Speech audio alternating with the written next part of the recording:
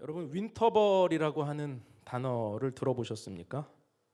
윈터벌은 겨울을 뜻하는 윈터라는 단어와 또 축제를 뜻하는 페스티벌이라는 단어가 합성된 단어입니다.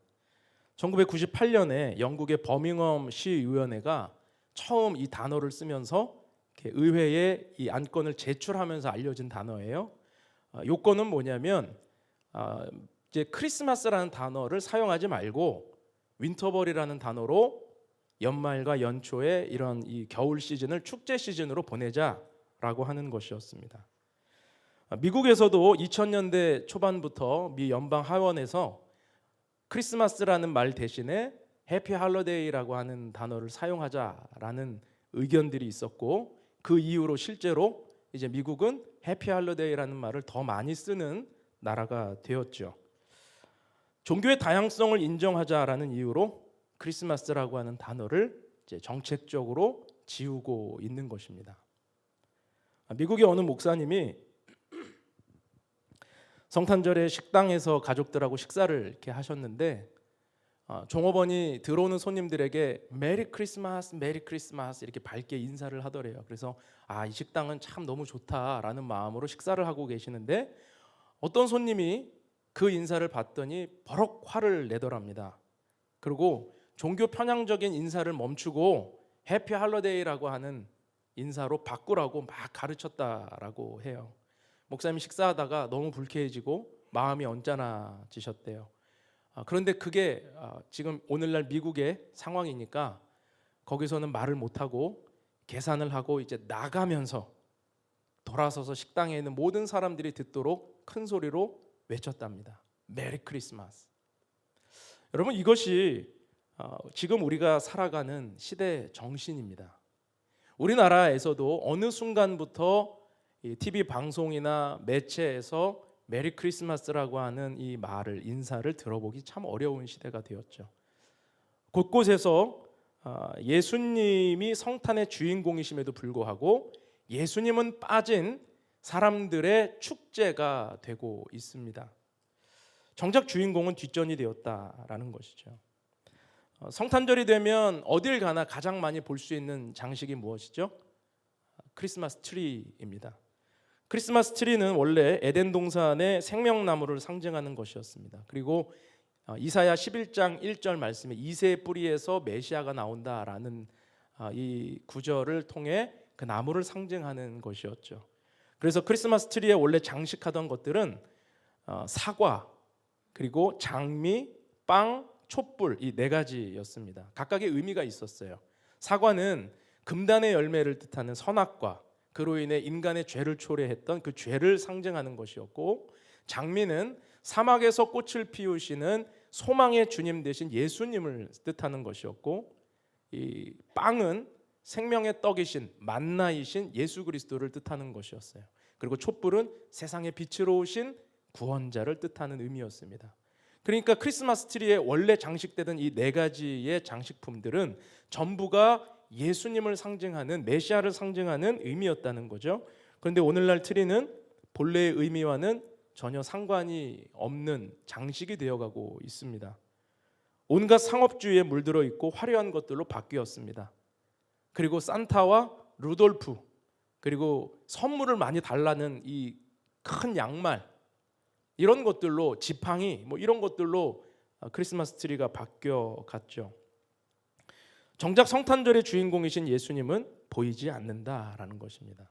근데 더욱더 마음이 아픈 것은 심지어 믿는 이들조차, 크리스찬들조차 성탄절의 의미를 되새기며 보내기보다 자기 자신을 위한 날로, 그리고 나의 안위를 챙기는 날로 여기고 있지 않는가라는 생각이 들어요. 여러분, 우리도 크리스마스를 세상 사람들이 떠드는 윈터벌이나 또는 해피 할러데이 정도로 여기고 있지는 않습니까? 이번 성탄절에 어느 백화점이 더 세일을 많이 하는지, 어느 곳으로 여행을 가야 하는지, 그리고 어떤 선물을 더 내가 사달라고 할지, 나를 위한 생각들로 성탄절을 보내고 계시지는 않습니까? 그러나 성탄의 주인공은 오직 예수 그리스도 한 분이신 줄로 믿습니다. 하늘의 권세와 영광을 버리고 이 땅에 낮고 천한 말구유에 오신 예수님이 성탄의 진정한 주인공이십니다.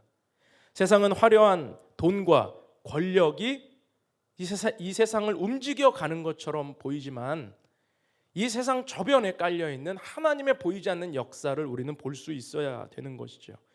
하나님은 역사의 주관자이십니다. 하나님의 역사 속에서 세상의 역사가 흘러가고 있는 것입니다. 하나님의 주권 아래서 세상은 움직이고 있다는 것입니다. 이 믿음을 붙들 수 있게 되기를 주님의 이름으로 축원합니다. 오늘 말씀의 배경이 바로 이것을 보여주고 있어요. 오늘 1절 말씀에 보니까 그때라고 하죠. 그때는 언제입니까? 예수님이 태어나신 때를 의미합니다. 자, 그때에 유명한 세상의 실존 인물의 이름을 등장시키면서 오늘 누가는 예수님의 탄생이 역사적으로 사실이었다라고 하는 것을 증거하고 있습니다. 오늘 본문 1절에서 3절 말씀 다 같이 한번 읽어보겠습니다. 시작. 그때에 가이사 아구스도가 영을 내려 천하로 다 호적하라 하였으니 이 호적은 구레뇨가 수리아 총독이 되었을 때 처음 한 것이라. 모든 사람이 호적하러 각각 고향으로 돌아가매. 자, 여기 등장하는 실존 인물 가이사 아구스도는 누굽니까? 가이사라고 하는 말은 로마 황제의 공식 명칭이죠. 시저라고 하는 뜻입니다. 그런데 아구스도, 아우구스투스라는 사람의 이름이에요. 아우구스투스. 근데 아우구스투스는 로마의 초대 황제였습니다. 이전까지의 로마는 로마 원로원에서 집정관 형태로 사람을 선출해서 그 사람이 그 기간 동안 대표적인 나라를 다스리는 이 대표가 되었었거든요. 그런데 아우구스투스가 처음으로 제정을 하여서 황제라는 호칭을 붙이고 1인 집권 체제로 바꾼 사람이에요. 그러니까 이것은 무엇을 뜻합니까? 초대 황제가 되었다라는 건 그의 힘과 권력이 이 당시에 엄청났다라고 하는 것을 알 수 있죠. 아우구스투스는 본명이 아닙니다. 그의 본명은 아마 한 번쯤은 들어보셨을 수 있는데 옥타비아누스라고 하는 본명을 가지고 있습니다. 아우구스투스라는 말은 원로원에서 붙여준 말이에요. 의미는 존엄자, 신적 계시를 받은 자라는 뜻입니다. 그러니까 이 사람의 힘이 권력이 너무 세니까 원로원에서 그를 추앙한 거예요. 이때부터 황제 숭배 사상이 로마에는 시작되었습니다. 이 사람은 신의 아들이라 불렸습니다. 이 사람의 이 권력이 어마무시했습니다. 한 가지 예를 들어 보면요, 우리 달력을 보면 7월, 8월, 7월은 줄라이고 8월은 어거스트잖아요. 어거스트가 이 아우구스투스의 이름에서 딴 거거든요. 근데 원래 7월이 줄라이, 이 줄리어스 시저, 자기의 양아버지의 달이에요. 그런데 7월은 31일이고 8월은 원래는 30일이에요. 근데 자기가 태어난 달이 이 8월인데 그 8월이 7월보다 날수가 적으면 되겠느냐, 그래서 8월을 31일로 바꿔버렸습니다. 그러니까 얼마나 이 사람이 달력을 바꿀 만큼 권력과 힘이 대단했느냐라는 것을 우리에게 보여주게 되는 것이죠. 그리고 또 아우구스투스 때 로마에는 전쟁이 없었습니다. 이를 가리켜 사람들은 팍스 로마나라고 하죠. 팍스 로마나는 로마의 평화란 뜻이거든요. 전쟁이 없었다라는 건 이 사람이 정치를 잘했다는 것보다 힘이 막강해서 주변 나라들이 감히 쳐들어올 수 없었고 그 힘에 굴복하여 살았다라는 것, 힘에 의한 굴종적인 평화 시대였다라고 하는 것을 우리에게 보여줍니다. 좋은 의미가 아닌 것이죠. 어릴 때 제가 외갓집에 가는 걸 참 좋아했거든요. 저희 큰애 숙모가 너무 성품도 좋으시고 또 잘 따뜻하게 맞아주셔서, 그러면 그 외갓집에 가면 한 가지 또 좋았던 게 뭐냐면 사촌 형들과 누나들이 막 너무 많이 있었어요. 그러니까 한 번 모이면 애들만 10명이 넘게 모이는 대가족입니다. 그런데 이렇게 밤에 자라고 이불을 쫙 깔아놓으면 잡니까 애들이? 거기서 막 물레방아 돌고 레슬링하고 뭐 난리도 아니죠. 6.25 때 난리는 난리도 아니잖아요. 그런 상황이 상상이 되시죠? 그러면 숙모가 좀 잘하고 자라 아무도 말을 듣는 사람이 없어요. 막 전쟁통이에요. 그런데 저희 큰애 삼촌이 한 잔 걸치시고 대문을 따고 들어오는 소리가 들리면 그때 모든 아이들은 다 이불 속으로 들어가서 자는 척을 합니다. 조용해져요. 힘에 의한 평화가 생긴 거죠. 이게 팍스 로마나입니다. 여러분, 이런 무시무시한 어마무시한 이 시대에 막강한 권력으로 세상을 호령하던 아우구스투스가 식민지 모든 나라에 지금 호정령을 내린 거예요. 천하로 다 호적하라. 자, 호적은 인구조사입니다. 인구조사를 왜 할까요? 세금과 징집을 위한 거죠. 군사의 수가 어느 정도 징집할 수 있는지, 또 세수는 어느 정도 규모인지. 그러니까 예나 지금이나 국가의 힘은 통계에서 나오는데, 이때에도 통계를 통해서 로마의 식민지배 상황과 그 힘을 가늠하려고 했었던 이 움직임이 바로 호정령이었습니다.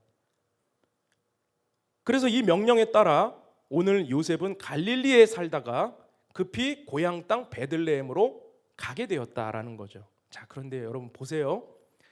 이 호정 명령이 기가 막힌 때에 내려졌다라는 거예요. 지금 이 호정 명령이 아무 때가 아닙니다. 지금 이때 내려진, 그때에 내려진 이유가 있다라는 것이죠. 왜냐하면 마리아의 배가 불러오는 기간입니다. 유대 정혼법상 천재지변이나 죽음이 아니고서는 정혼 기간에 신부와 신랑은 절대로 만날 수 없었어요. 그런데 만나지 못하는 그 기간에 마리아의 배가 불러왔죠. 그런데 천사는 나타나서 요셉에게 마리아 데려오기를 두려워하지 말라 이야기하잖아요. 그런데 지금 정책적으로 유대 율법을 초월하는 황제의 칙령에 의해서 지금 마리아와 요셉이 만날 수 있는 상황이 된 거예요. 호적을 하기 위해 고향 땅으로 가기 위해 자신의 신부를 데리고 함께 가게 되었다라는 것입니다. 여러분, 역사의 주관자이신 하나님의 섭리가 보이십니까? 가이사 아구스토의 명령에 따라 호적하러 베들레헴으로 가는 요셉과 마리아는 실제로는 누구에 의해 가게 되는 것입니까? 하나님에 의해 가게 되는 것이죠. 하나님의 뜻을 따라 가게 되는 것입니다. 천하를 뒤흔드는 황제의 호정 명령 때문에 가는 것처럼 보이지만 보이지 않는 하나님의 역사 속에서 그의 인생은, 그의 삶은, 그의 가정은 하나님의 인도하심을 따라 예언의 말씀을 이루기 위해 베들레헴으로 가게 되었다라는 거죠. 이것은 로마 황제에 의한 역사가 아닙니다. 미가서 5장 2절 말씀, 베들레헴에서 이스라엘을 다스릴 목자가 날 것이다. 이 말씀과 수많은 선지자의 예언이 성취되는 하나님의 열심과 하나님의 성실하심에 의한 역사였다라는 것이죠. 세상 역사는 아우구스투스가 주인공처럼 보입니다. 그의 막강한 힘과 그의 권력이 역사를 쥐고 있는 것처럼 보입니다. 그런데 절대로 그렇지 않다라는 것이죠. 그 이면에 하나님의 보이지 않는 역사가 오늘 메시아의 탄생을 붙들고 계시고 마리아와 요셉이라고 하는 이 가정을 주목하고 계시고, 진짜 역사의 주인공은 권력자 아우구스투스가 아니라 하나님의 사람, 하나님의 아들에게 초점이 맞춰지고 있었다. 가이사 아우구스토는 하나님의 역사에 쓰임받는 도구에 불과하고 조연에 불과하다. 오늘 이것을 누가는 드러내고자 하는 것입니다. 여러분, 우리는 예수님의 탄생 기사를 통해 이것을 볼 수 있어야 됩니다. 역사적으로 유명한 실존 인물이 중요한 것이 아니라 하나님의 아들이신 예수 그리스도가 말구유에서 태어난 그 초라한 오심이 세상의 주인공이요 우리가 기뻐해야 할 소식이다라고 하는 것이죠. 하나님께서 역사의 주관자라는 사실을 믿음으로 받으실 수 있기를 주님의 이름으로 축복합니다. 여러분, 이 믿음이 있으면요, 크리스찬들은 세상 역사에 너무 일희일비하지 않아도 괜찮습니다. 지도자가 누가 선출되었는가, 이 나라의 정책이 지금 어떤가, 이런 것들을 우리가 너무 일희일비하면서 마음 상해하고 분노하고 살아갈 필요가 없다라는 거예요. 왜 그렇습니까? 눈에 보이는 역사가 다가 아니라는 거죠. 그보다 눈에 보이지 않는 하나님의 역사를 볼 수 있어야 되는 것입니다. 여러분, 눈에 보이는 역사는 다 무너집니다. 이렇게 아우구스투스가 다스리는 천하는 무너집니다. 모든 제국은 무너집니다. 세상 역사의 주인공처럼 등장했던 사람들은 무너집니다. 그런데 보십시오, 말구유에 아무도 주목하지 않은 연약하고 연약한 그 아기의 모습으로 말구유에 오신 예수님의 복음은 오늘도 살아서 우리를 깨우고 있습니다. 오늘도 살아 역사하셔서 오늘을 살아갈 수 있게 하신다라는 거죠. 하나님의 말씀과 언약의 성취만이 무너지지 않고 영원한 메시지가 되는 것입니다. 역사의 주인공은 오직 예수님인 줄로 믿습니다. 하나님의 아들이신 예수께서 성육신 하셔서 이 땅에 오신 사건이 우리가 가장 기뻐해야 할 소식이에요. 여러분 삶에서 무엇 때문에 기뻐하십니까? 또 반대로 무엇 때문에 낙심하고 계십니까? 예수님을 바라봅시다. 큰 기쁨의 좋은 소식이신 예수님을 바라봄으로 성탄절에 이 기쁨을 회복할 수 있기를 주님의 이름으로 축원합니다. 우리 이어서 본문 4절에서 7절 말씀을 같이 한번 읽을게요. 시작. 요셉도 다윗의 집 족속이므로 갈릴리 나사렛 동네에서 유대를 향하여 베들레헴이라 하는 다윗의 동네로 그 약혼한 마리아와 함께 호적하러 올라가니 마리아가 이미 잉태하였더라. 거기 있을 그때에 해산할 날이 차서 첫 아들을 낳아 강보로 싸서 구유에 누였으니 이는 여관에 있을 곳이 없음이러라. 자, 요셉은 다윗의 후손이었기 때문에 이제 갈릴리에 살다가 고향 땅 베들레헴으로 가게 됩니다. 130km나 되는 먼 길이었습니다. 만삭이 된 아내 마리아를 함께 데리고 동행하기에는 너무 험난한 길이죠. 그런데 갈릴리에서 수근수근대는 사람들, 마리아의 배가 불러오는 걸 보면서 수근수근하는 사람들 속에 마리아를 두고 혼자 갈 수가 없는 거예요. 그래서 마리아를 데리고 그곳을 가게 되죠. 둘은 가면서 아마 천사가 전해준 소식이 너무 기가 막히다, 이렇게 성취될 줄은 자기들도 몰랐을 것을 아마 나누며 기뻐했을 거예요. 그런데 문제가 생겼습니다. 이들만 호적하러 간 게 아니잖아요. 수많은 사람들이 지금 자신들의 고향 땅에, 조상들의 땅에 가서 호적 등록을 하기 위해 모였거든요.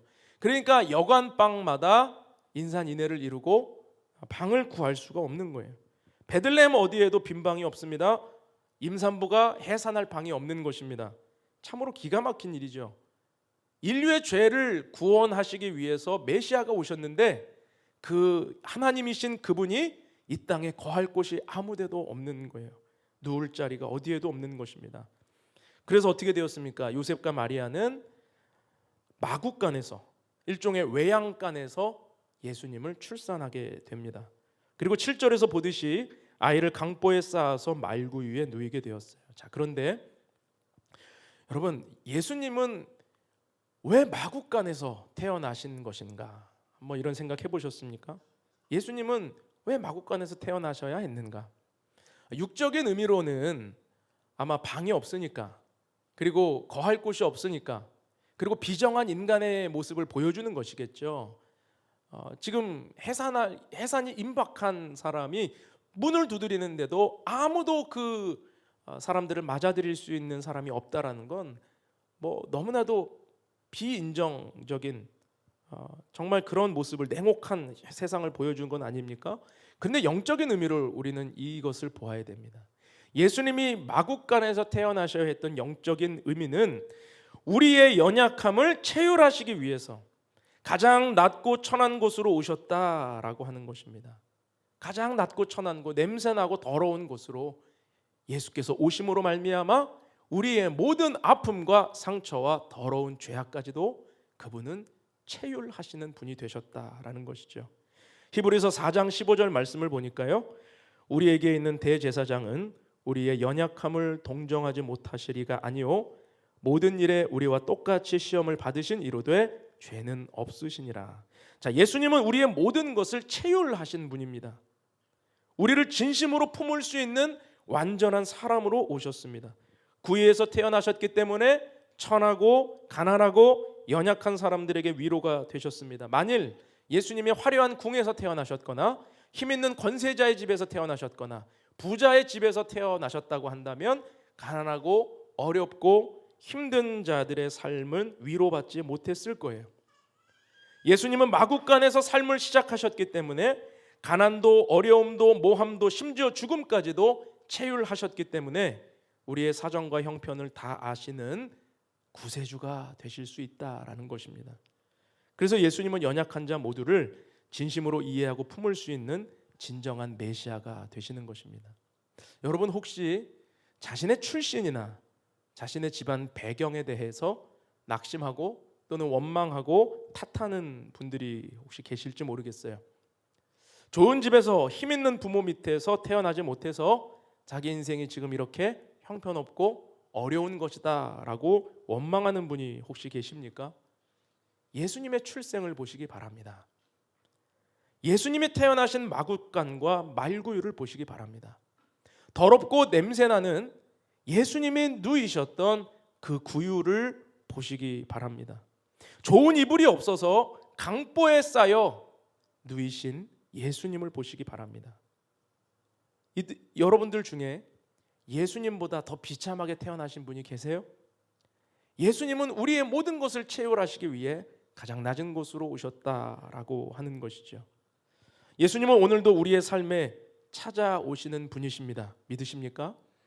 우리가 어떤 처지에 있든지, 말 못할 상처가 있든지, 아니면 누구에게 들키고 싶지 않은 연약함이 있든지, 아니면 그 무엇으로도 해결될 수 없는 깊은 절망의 문제를 갖고 있든지 여러분 괜찮습니다. 주님 앞에 드러내십시오. 예수님은 바로 그 마음 위에, 그 상처 위에, 그 어려움 위에 찾아오시기 원하는 분이십니다. 예수님은 상처나고 고통받는 그 마음의 구주로 오길 원하십니다. 우리의 아픔을 채율하시는 하나님이 되신다라는 것입니다. 여러분, 이 믿음으로 하나님을 바라보고 예수님을 바라볼 수 있기를 축복합니다. 자, 마지막으로 오늘 본문 8절에서 11절 말씀도 살펴보겠습니다. 우리 같이 한번 읽죠. 시작. 그 지역의 목자들이 밤에 밖에서 자기 양떼를 지키더니 주의 사자가 곁에 서고 주의 영광이 그들을 두루 비추매 크게 무서워하는지라. 천사가 이르되 무서워하지 말라. 보라, 내가 온 백성에게 미칠 큰 기쁨의 좋은 소식을 너희에게 전하노라. 오늘 다윗의 동네에 너희를 위하여 구주가 나셨으니 곧 그리스도 주시니라. 자, 아기 예수께서 태어나신 성탄의 이 기쁜 소식은 밤에 들에서 양을 치던 목자들에게 처음 전해졌습니다. 그러니까 목자들이 성탄의 첫 증인이 되었다라는 거죠. 그리고 오늘 본문 이후의 말씀들을 보면 예수님께 찾아간 첫 번째 경배자들이 바로 이 목자들이 되는 축복을 누립니다. 그런데 사실 이건 납득하기 사실 어려운 이야기예요. 당시에 누가의 이 편지를 읽는 독자들도 이 대목은 납득할 수 없는 것이었을 거예요. 왜냐하면 당시 목자들은 가장 멸시받는 직업군이었습니다. 가장 천한 직업군이었어요. 심지어는 그들은 법정의 증인으로 채택되지도 못했습니다. 아무도 그들의 말을 믿어주지 않는 거예요. 그들은 짐승들과 함께 자고 먹으면서 씻지도 못하고 냄새나는 더러운 몰골로 그 일들을 해야 했습니다. 사람들은 목자라고 그러면, 오늘날 목자라고 그러면 뭔가 좀 대단해 보이기도 하지만 이 당시에 팔레스타인 지역의 목자들은 가장 천한 사람들이었다라는 거죠. 또 어떤 기록에 의하면 목자들이 양떼를 지키다가 같이 이렇게 들에서 자잖아요. 오늘도 양떼를 지키고 있잖아요. 그런데 그러다가 일이나 사자, 맹수가 물어서 죽이거나 또는 양들을 물어갈까 봐 지키고 있는 거거든요. 그러면 그들이 맹수에 의해 죽을 수도 있었어요. 그러니까 왜 사람이 지키게 합니까? 이거를 역으로 이야기하면 뭐예요? 그들이 양보다 못한 취급을 받았다라는 거죠. 그들이 바로 이 당시에 목자라고 하는 사람들이 당해야 했던 멸시였습니다. 그런데 하나님은 이런 하찮은 대우를 받는 자들에게 첫 성탄의 기쁜 소식을 전했다는 거예요.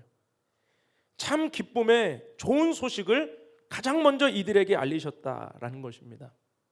우리의 상식으로 보면 예수님의 성탄을 빠르게 알리고 많은 사람들에게 온 천하에 알리기 위해서는 누구에게 먼저 알리는 게 좋아요? 힘 있는 사람들, 또는 대제사장이나 서기관들, 또는 헤로드 왕, 또는 가이사 아구스토. 그러면 이렇게 천하에 호정령을 내리듯이 온 천하에 기쁨 소식이 있을 것이다 이렇게 하지 않았겠습니까?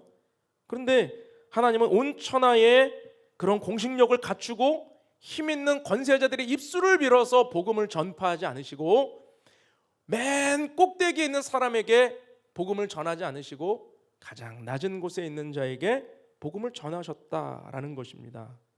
하나님은 왜 당시 종교 지도자들에게 이 소식을 전하지 않고 들에 있는 목자들에게 알리셨던 것입니까?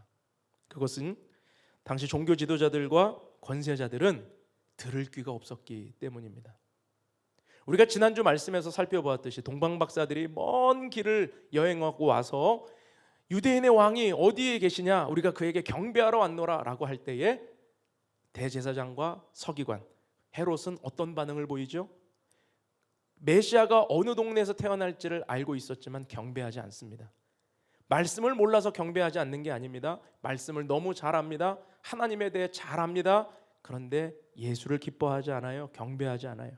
심지어 헤롯 왕은 경배하는 척하지만 그 아이들을 죽이기 위한 계획을 짜잖아요. 들을 귀가 없기 때문에 하나님은 그들에게 말씀하지 않으신 것이 아니라 그들이 들을 귀가 없기 때문에 복된 소식을 받지 못했다라는 것입니다. 보고 있으나 보지 못하고 듣고 있으나 듣지 못한다라고 예언했던 이사야 선지자의 말씀이 이루어지는 거예요. 우리 이사야 42장 20절 말씀입니다. 같이 한번 읽죠. 시작. 내가 많은 것을 볼지라도 유의하지 아니하며 귀가 열려 있을지라도 듣지 아니하는도다. 그들은 복음을 듣지 못한 것이 아니라 들을 귀가 없는 거예요. 메시아를 받을 마음의 준비가 없는 거예요. 빈방이 없었던 것입니다. 여러분, 복음은 가난한 마음, 낮아진 마음에 임합니다.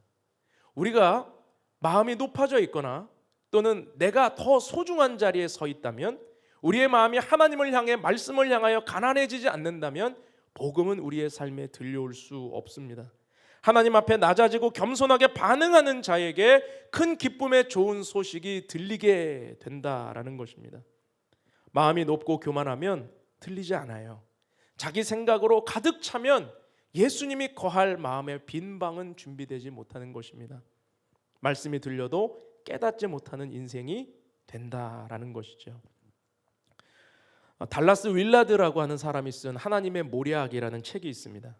그 책에 보면 작가가 자신의 어린 시절의 이야기를 하나 소개를 하고 있어요. 작가가 1930년대생인데 그가 한 고등학교 3학년쯤 되었을 때, 그러니까 1950년쯤 되었을 때 그가 살고 있던 고향 땅, 이 미주리주 남쪽 지방에는 전기가 들어오지 않았다고 합니다. 참 신기하죠. 이 당시에 전기가 없는 미국 동네가 있었다니. 굉장히 낙후된 시골이었대요. 그러다가 이제 한 고3쯤 됐을 때 그 마을에 드디어 전기가 들어왔다고 그래요. 그런데 많은 사람들이 다 기뻐하는데 유독 기뻐하지 않고 예전 삶의 방식을 고집하던 사람들이 있었답니다. 그들은 전기를 거부합니다. 전기가 주는 유익을 깨닫지 못하고 거부했어요. 그러니까 획기적으로 삶을 변화시킬 수 있는 전기의 공급을 그들은 불편하다는 이유로 전선을 깔고 집안에 뭔가를 설치하고 뭐 이런 것 때문에 우리는 귀찮아, 괜찮아, 그냥 해 떨어지면 자면 되고 해 뜨면 일어나서 일하면 되지, 전기 필요 없어, 그리고 돈 내라고 하니까 필요 없어. 그들은 전기 대신에 여전히 호롱불, 석유 등유로 밝히는 불, 그리고 손 재봉틀을 사용하며 옛날 방식을 고집했다라고 그래요. 얼마나 어리석은 고집입니까? 그들이 들어야 하는 메시지는 무엇입니까? 귀를 열어라, 마음을 열어라. 한 번도 경험해 보지 못한 전기가 들어간다.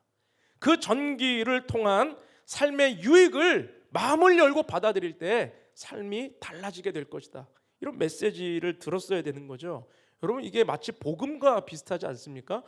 복음이라고 하는 것, 무작정 거부만 하는 사람들이 있어요. 예수께서 태어나셨습니다. 당신의 삶을 구원하실 예수님이 오셨습니다. 그분 앞에 무슨 죄라도 회개하면 우리는 구원함을 받을 수 있습니다. 우리는 새 생명을 얻을 수 있습니다. 삶은 훨씬 윤택해질 것입니다 라고 복음을 전해도 그냥 귀 닫고 눈 닫고 복음을 거부하는 사람들이 있다라는 거죠. 여러분, 성탄도 이와 같지 않는가 생각해 봅니다. 예수님의 탄생은 마을에 전기가 들어온다는 소식보다 훨씬 더 강력한 복음입니다.